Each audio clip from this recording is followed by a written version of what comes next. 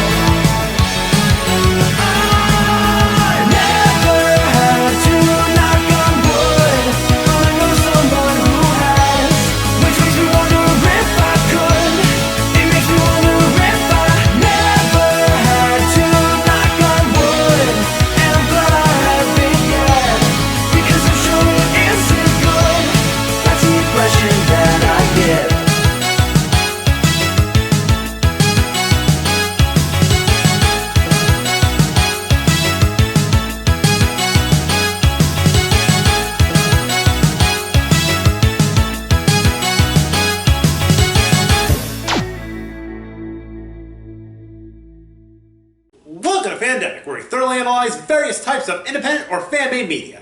I'm your host, IndieFan. Last episode, you saw me look over my first music album review with Victorious's Dinosaur Warfare Legend of the Power Source, and I mentioned a certain little band a few times. That's right, it's time that we talk about Gloryhammer. But first, let's talk about Dragon Force. Don't worry, it'll make sense. Let's travel back to the year 2010! The original singer for Dragon Force, ZB Third, left the band due to differences of opinion, and Stacey has no regrets leaving the band. Well, that sounds harsh. You could at least show some respect to your former bandmates. Opinions aside, Dragon Force had an audition to see who will be the next lead singer for the band. Plenty of people auditioned, even the 25-year-old Thomas Winkler auditioned only to lose to 23-year-old Mark Hudson. Despite him not getting the gig, another artist noticed him, Christopher Bowes of Scottish pirate metal band Ailstorm. He offered Thomas a gig in the band Gloryhammer, which he turned down, but eventually accepting after several offers. I wonder how that went. Por favor. No. Por favor. No. Por favor. All right. Upon Thomas joining the band, they recorded 3 major albums, both of them concept albums, up until Thomas Winkler left the band in 2021. And shortly after that, allegations started to rise about James Cartwright, the guitarist of the group, had abused someone into a 5-year period, and to make matters worse, there were texts between members of the band revealed with racist and misogynistic remarks.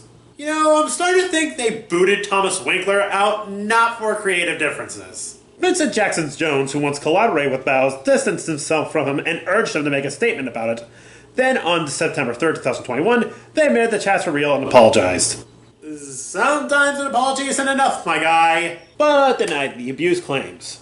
But, controversy aside, let's travel to the year 2013, where they released their first album, Tales from the Kingdom of Fife, and that's what we'll be looking into today. So with that out of the way, let's not waste any more time. This is Tales from the Kingdom of Fife. In ancient Scotland, a wizard named Zargathrax unleashes a swarm of undead unicorns on the Kingdom of Dundee, even kidnapping the princess Iona McDougal. Her husband, Angus McFife, swears he'll make Zargathrax pay as he quests to find several items, the Hammer of Glory, which will have several other names down the line, a magic dragon, and the Amulet of Justice, even allying himself with the Knights of Trail to bring the battle right to Zargathrax's doorstep. defeating him, throwing him in liquid ice, and freeing the princess. By the way, what do I think? Well, let's look at the song, shall we? Master Third's Dark Prophecy is twofold. It tells the kingdom of Dundee falling and leads up to the next song. Unicorn Invasion of Dundee throws you right into the fray of the action, and coincidentally, the actual beginning of the story, implying Dundee is practically fucked as fireballs and lightning rain from the skies as unicorns massacre people.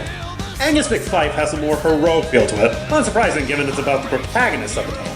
Quest for the Hammer of Glory basically starts the adventure as Angus and co. search for the Hammer of Glory. The song basically, in a sense, starts off as a bit of a Rocky montage. Excellent fantasy. But it does have an epic feel to it, as it should be. I mean, it is about a powerful weapon for heroes. Magic Dragon, not that one, much better. Basically reveals that a bunch of wizards guided our hero using a magic ball. Magic 8-ball, that is. And during his trek to the beast, a demon attacked him but was soon slain, and a dragon suit joined him on his quest, as he spoke the words from the Changed Scroll. It has a bit of a Castlevania vibe, though in regards to Bloody Tears. Speaking of which, Silent Tears of Frozen Princess has a bit more of a somber emotional track compared to the others, which are usually fast-paced and epic in scale. We see a bit more of a character moment for Angus as he yearns to reunite with his loved princess, who is still confined in an icy prison by Zargathrax. Holy shit, there's even vocals from Mori Lori, which really adds to the pain and sadness of the song. Amulet of Justice tells about Angus' journey to find the last of the 3 artifacts, the Amulet of Truth, which is in deep water, which he achieves thus completing all quests. I don't want to do that though. I hate deep water. Hail to Krail is an outstanding, epic, and downright fitting theme for the Knights of Krail, describing them as badass warriors trained in fighting, even doing that on the daily. Yeesh. I hate to see the amount of PTSD these guys get.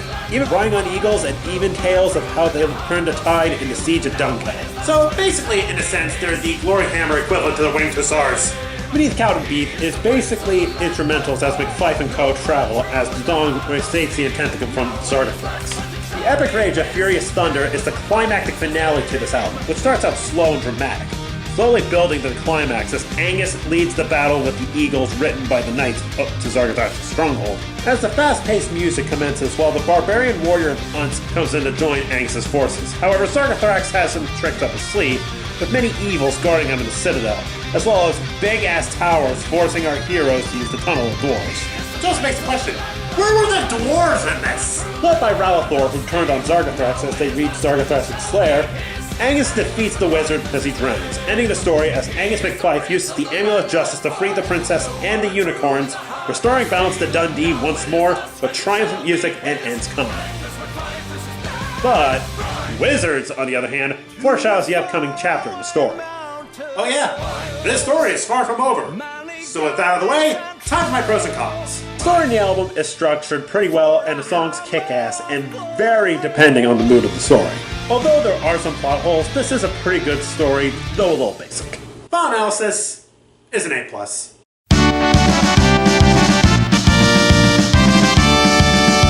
Oh, and this is going onto the list of fame. Hey, everybody, we're all gonna get late.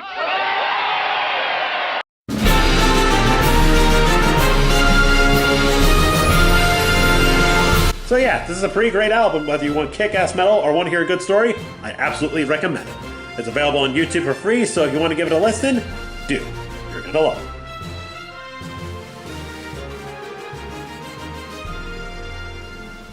Well, that's all for today, everyone. I'm a fan, and I'll catch you next time.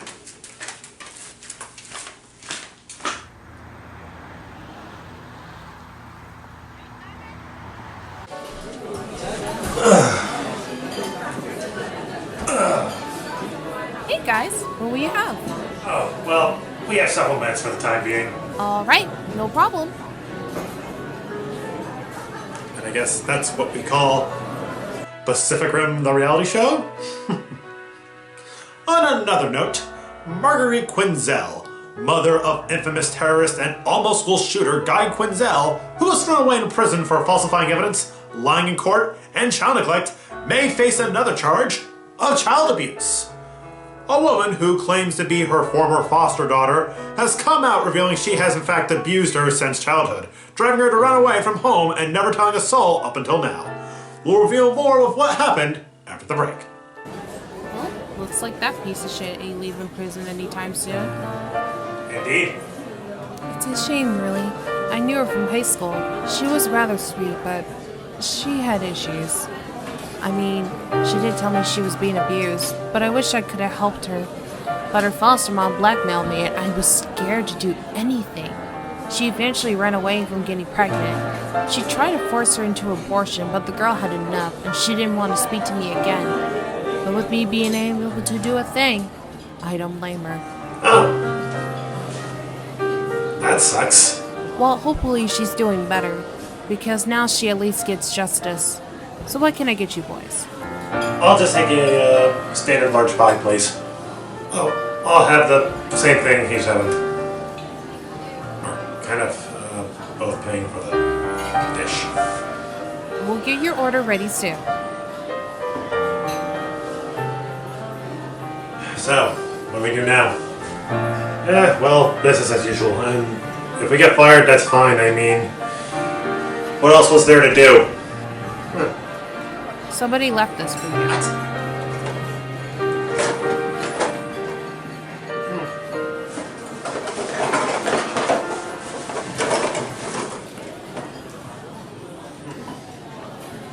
This one gives me a note that says, use lantern first. Alright, okay, so, we have a mind for Milo, okay? Andy fan? I saw what happened in San Diego, and needless to say, I'm a little disrupted.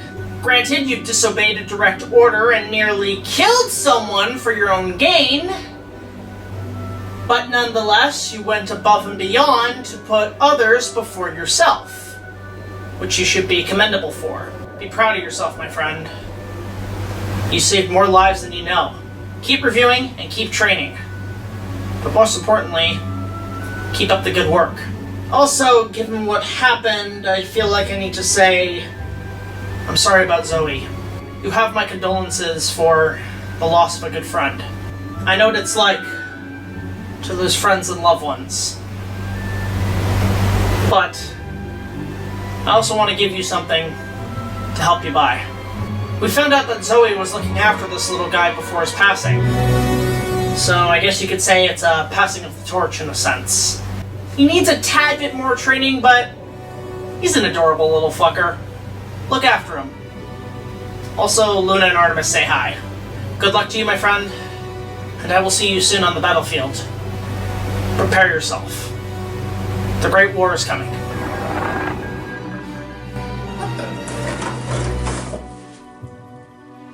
Huh?